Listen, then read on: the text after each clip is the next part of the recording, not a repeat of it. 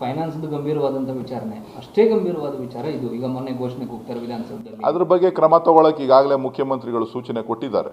ಮುಖ್ಯಮಂತ್ರಿಗಳು ತಪ್ಪು.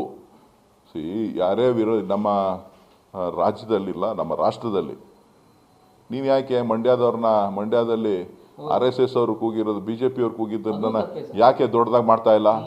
ಅಲ್ಲ, ಯಾಕೆ ದೊಡ್ಡದು ಮಾಡ್ತಾ ಇಲ್ಲ? ಮಾಧ್ಯಮದವ್ರು ಯಾಕೆ ದೊಡ್ಡದು ಮಾಡ್ತಾ ಇಲ್ಲ? ಯಾಕೆ ಮಾಧ್ಯಮದವ್ರು ಯಾಕೆ ದೊಡ್ಡದು ಮಾಡ್ತಾ ಇಲ್ಲ? ನಿಮಗೆ ನಾವು ಸ್ವಲ್ಪ ತಿಂಗಳಲ್ಲಿ ಈ ದೇಶ ಕ್ರಮ ತಗೋತಾರೆ, ಖಂಡಿತ ತಗೋತಾರೆ.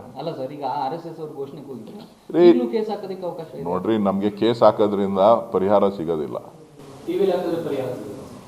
ನಮಗೆ ಟಿವಿನಲ್ಲಿ ಹಾಕಿದ್ರೆ ಪರಿಹಾರ ಸಿಗುತ್ತಾ ಅಂತಂದ್ರೆ ಖಂಡಿತ ನೀವು ಮಾಧ್ಯಮಗಳು ಏನೇನನ್ನ ತಿರ್ಚ್ತೀರಿ, ಯಾವ್ಯಾವ ಸಂದರ್ಭದಲ್ಲಿ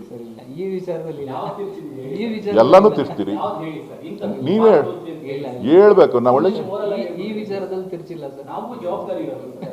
ಜವಾಬ್ದಾರಿ ಇದೆಯಾ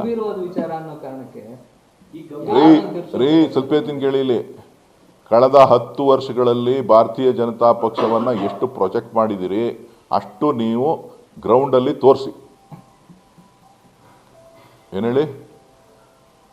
ಗ್ರೌಂಡ್ನಲ್ಲಿ 10 ವರ್ಷಗಳಲ್ಲಿ ನೀವು ಪ್ರೊಜೆಕ್ಟ್ ಮಾಡಿರುವಂಥ ಕಾಮಗಾರಿಗಳಿರ್ಬೋದು, ಹೇಳಿರತಕ್ಕಂಥ ಪ್ರತಿಯೊಂದು ಹೇಳಿಕೆಗಳಿರ್ಬೋದು, ಹೇಳಿರ್ತಕ್ಕಂಥ ಯೋಜನೆಗಳಿರ್ಬೋದು, ಇವೆಲ್ಲವನ್ನು ಕೂಡ ಗ್ರೌಂಡ್ನಲ್ಲಿ ತೋರಿಸಿ.